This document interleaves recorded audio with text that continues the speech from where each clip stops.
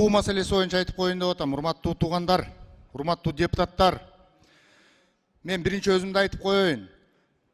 Эл менен жолугушууда жүрүп, бул бүгүнкүгө кирмек эмес, эч ким билген эмес.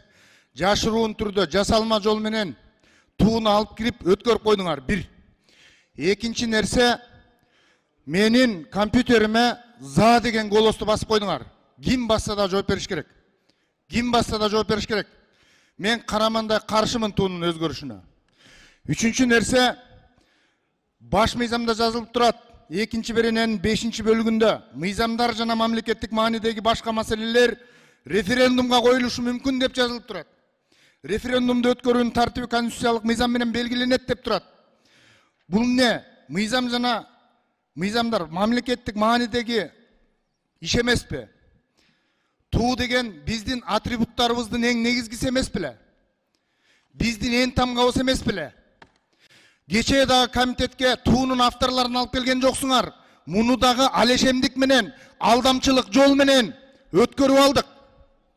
Бул эмне деген маскара постчулук? Эмне деген көз боемочулук? Эмне деген абийирсиздик? Эшиктеги элдин 90% каршы деп турат. Эмне кулагыбыз укпай, кулагын асып жүрүп укпагандар, көздөрүн ачып жүрүп уктагандар биз болуп атабыз. Референдум кылыш керек эле. Мен дагы бир жолу кайталап айтып коеюн.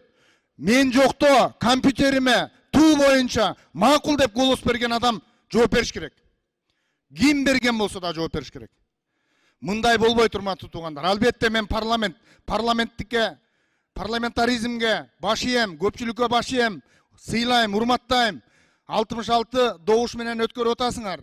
Мейли, мен көптөп кеттиңер, айла жок. Айла жок.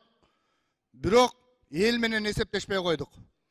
Ушул жерде эл бизди тууну барып каалагандай өзгөртүп, каалагандай добушуңарды бергиле деп шайлаган эмес болуш керек деп ойлойм мен. Рахмат баарыңыздарга, бар болуңуздар.